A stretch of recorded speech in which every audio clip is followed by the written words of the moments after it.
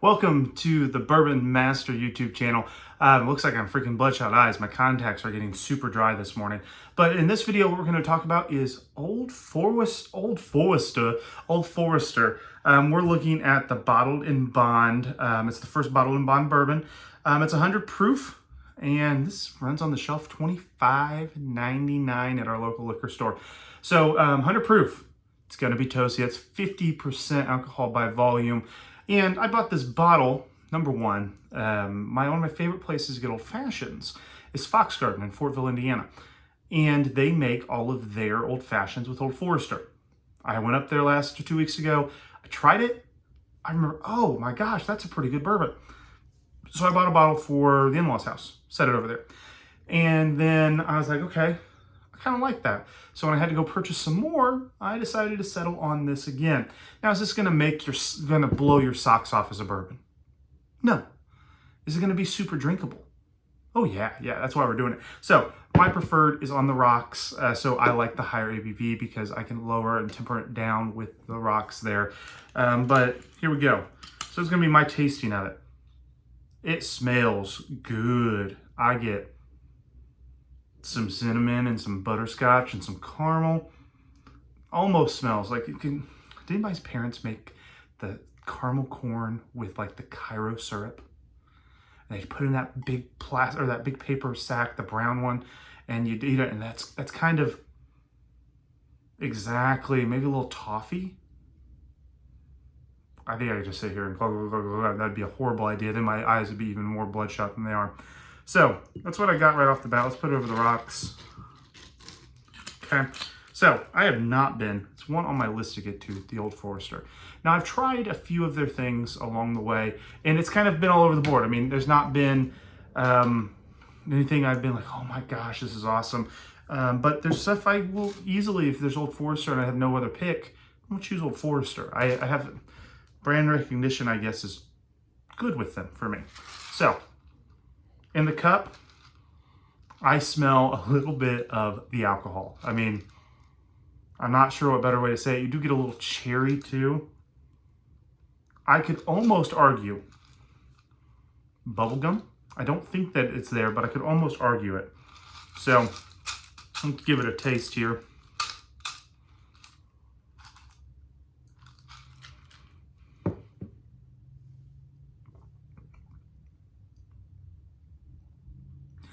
I'm going to argue a little bubblegum there. So what I taste right off the bat, got some oak. It's not as sweet as it smells. It's definitely got some booze. So immediately when I taste this, I can feel the alcohol burn of that 100 proof. And that's okay. I think that's a key thing. Anytime, and I guess this isn't technically bottled in bond because it doesn't have that on the label, but it was the first bottled bourbon. So usually when I see 100 proof, I automatically guess bottled in bond. That's just usually what you get. This does not look to be the case. So I'm going to back up what I did there a little bit ago. It starts off, let's try it one more time here.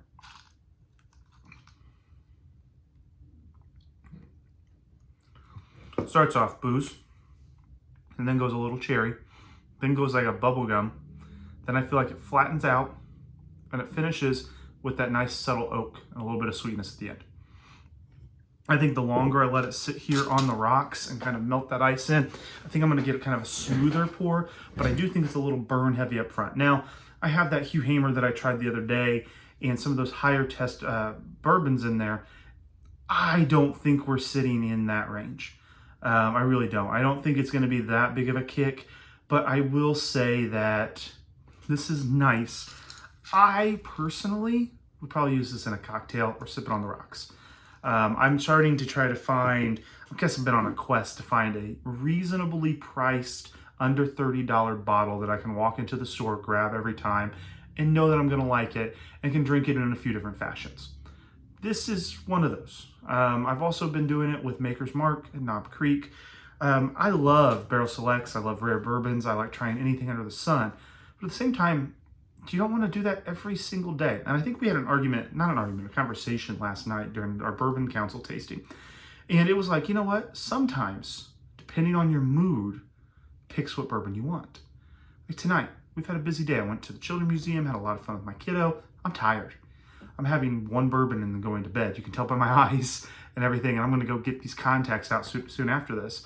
And I don't want to have my taste buds rocked at the moment. I don't want to waste something and maybe chance falling asleep while I'm finishing my bourbon watching the Cowboys lose. Nah, I think they're actually going to win tonight. But I want something I can sip on that's going to taste good, and I know it's going to be solid when I have it. I did get, when I was tasting this, a little bit of medicinal quality. I do catch that in this. I don't know why I taste it, but I think it may be that bubblegum. It brings me back to that penicillin or amoxicillin days. So that's something else to think about when you drink it. I think this is going to be a good stiff drink for me tonight. I don't think for the price point, you go wrong with it. Would I say buy this for your significant other for a Christmas present?